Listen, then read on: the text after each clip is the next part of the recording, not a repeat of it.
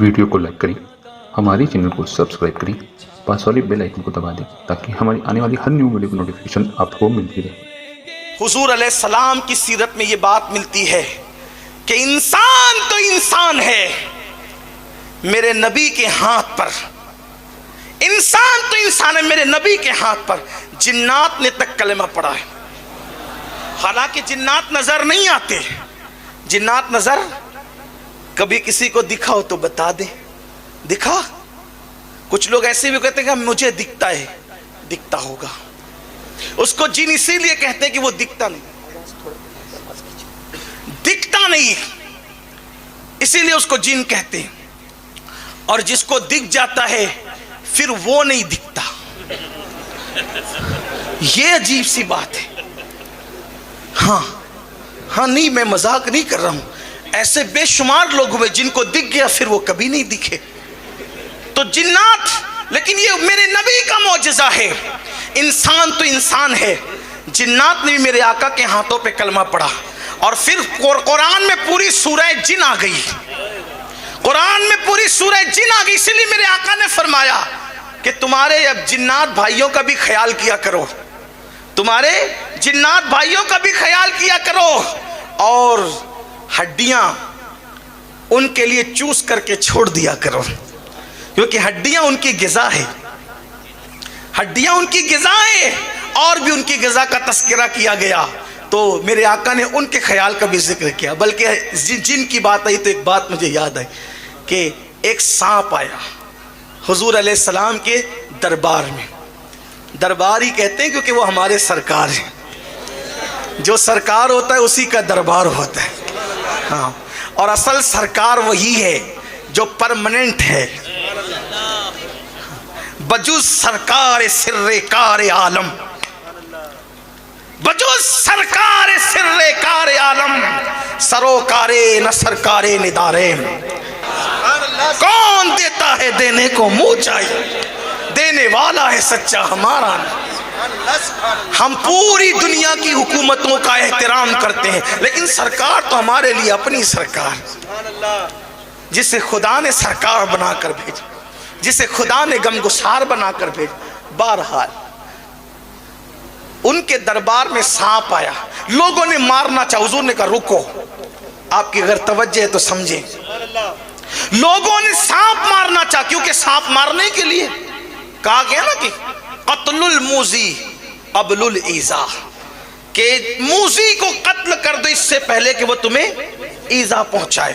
صحابہ نے کہا نہیں مت مارو اس کو، آیا تھا کہ شکل میں سانپ کی، حضور منع کر رہے ہیں۔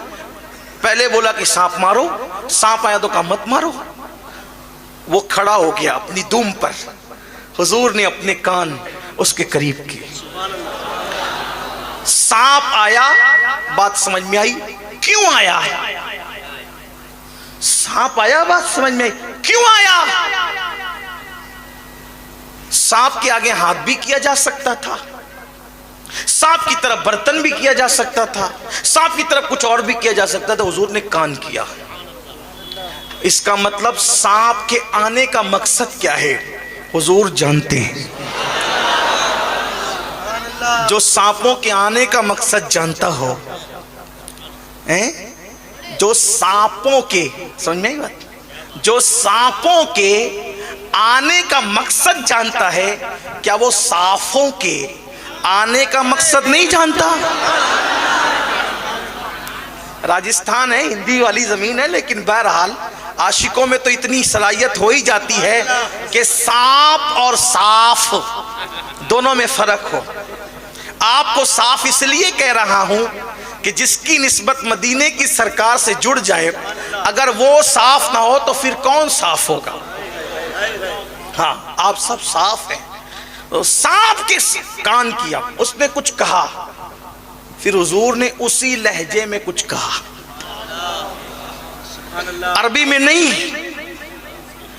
اسی لہجے میں جو اس نے کہا تھا حضور نے کچھ کہا، وہ چلا گیا۔ پھر صحابہ حیران تھے، ہو کیا رہا ہے؟ زبان وہ بولی گئی جو ہم نہیں جانتے۔ ہندوستان میں کچھ لوگوں کو گھمنڈ ہے، انہوں نے کہا نبی کو اردو زبان ہم نے سکھائی، ہے کتاب میں کتاب بتائی جا سکتی. لوگ کہتے ہیں یار ان کے پیچھے کیوں پڑے رہتے ہو, ان سے کہو وہ ایسے باتیں کیوں کرتے ہیں. اردو ہم نے سکھائی. ارے وہ تو پتھروں کی زبان بھی جانتے, تو کون ہے. اور واللہ اگر سنی امتحان لینے آ جائے تو تم اردو کے گرامر بھی صحیح نہیں بیان کر سکتے. سبحان اللہ, سبحان اللہ. اس لیے کہ اردو 1857 کے بعد نہیں ہے.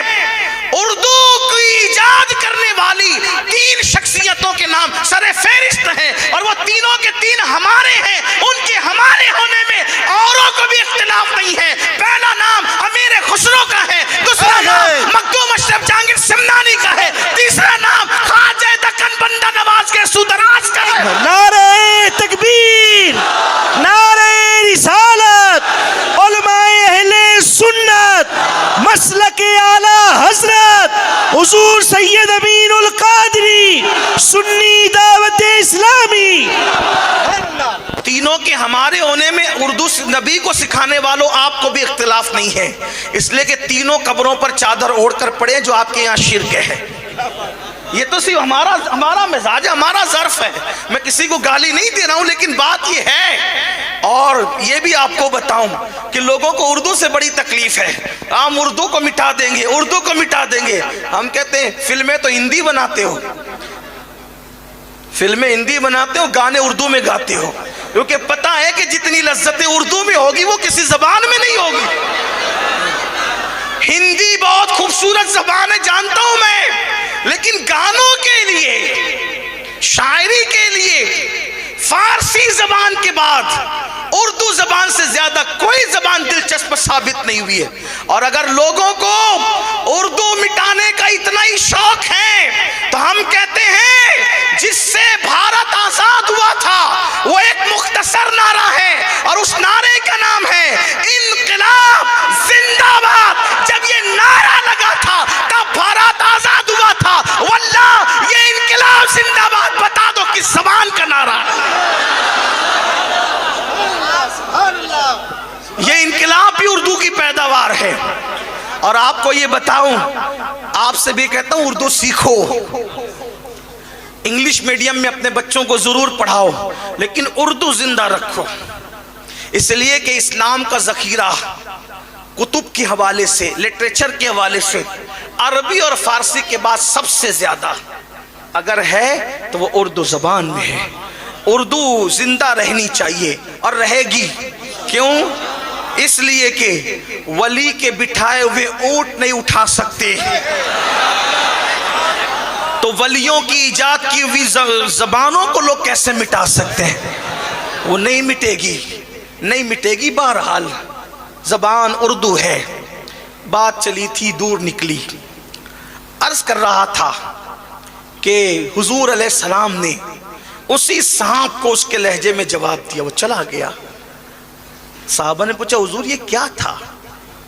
آقا فرماتے وہ جنات تھا, جنات, اور سانپ کی شکل میں آیا تھا اور مجھ سے مسئلہ پوچھنے آیا تھا, تو میں نے اس کو اس کے مسئلے کا جواب عطا کیا اور اس کی زبان میں عطا کیا جو زبان وہ لے کے. تو جنات نے حضور کے ہاتھوں پہ کلمہ پڑھا. یہ سیرت کا باب میرے خواجہ کی زندگی میں بھی نظر آتا ہے.